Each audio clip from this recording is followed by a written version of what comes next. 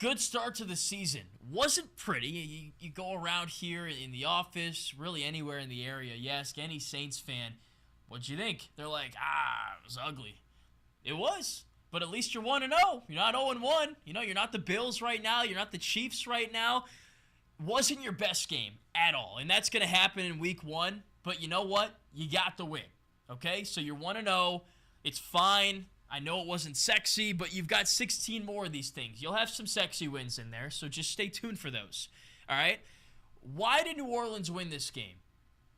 Well, a couple different reasons. I think the biggest, though, is the defense. I think if this Saints defense doesn't play the way it did and just shut down the Titans offense, I don't think you win this game.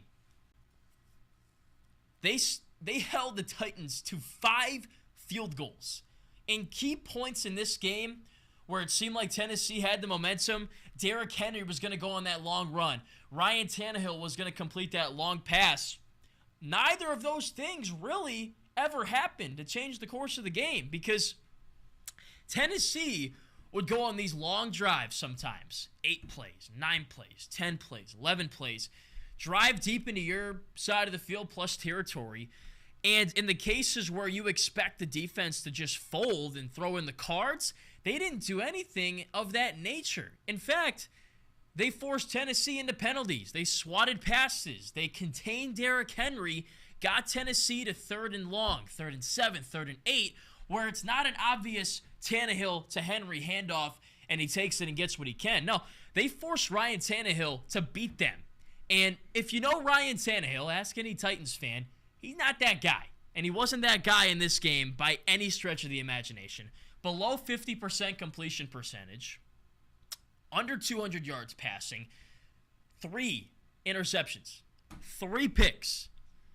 Just played right into the hands of what the Saints wanted to do defensively. And that was get pressure, force Tannehill to be uncomfortable. He's not a guy that can sit in the pocket and make a good read, clearly, because his 3 interceptions were terrible. I mean, like sometimes you got unfortunate stuff like tipped balls, and there were some tipped balls and stuff like that, but he was throwing into double coverage. He was just throwing things, basically the meme that you see on Twitter, hey, DeAndre Hopkins is down there somewhere, I'm just going to throw it to him. And, that might work out in some situations, but not in any of these situations against the Saints defense, because Paulson Adebo had other ideas. Marshawn Lattimore had other ideas.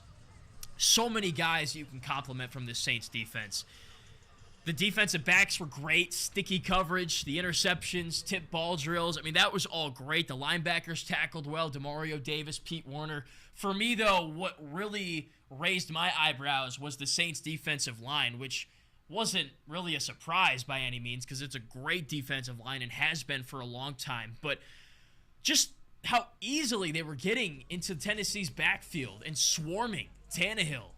And, Malcolm Roach getting into the grill of the offensive lineman and going like this and this, waiting for Henry to come on through and tackle him and force him to the strength of the Saints defense was just really impressive. One of the most dominant defensive efforts I've seen in a while. Top 3 in the NFL, I think, easily. I think Dallas is up there. But, I mean, you could even make a case for the Saints being a number 2 there. Just the D-line's great. The linebackers are awesome. And the DBs are good too. And it's not just because of the pressure. They can actually make plays, hence the 3 picks. So stay healthy. I think that's the biggest thing for the Saints defensively. You can't afford to have a Davis go down, a Warner go down, a Cameron Jordan getting nicked up. No, you can't have any of that stuff because the starters are excellent.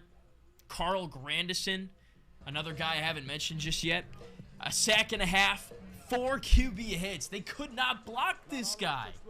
Unbelievable, man. Like he was Tannehill's best friend. He owed him a lot of hugs, I guess, because he certainly had many hugs to offer Tannehill in this game. And anytime you can hold Derrick Henry to 15 carries, 63 yards, 4 per touch, long of 18, you're going to win.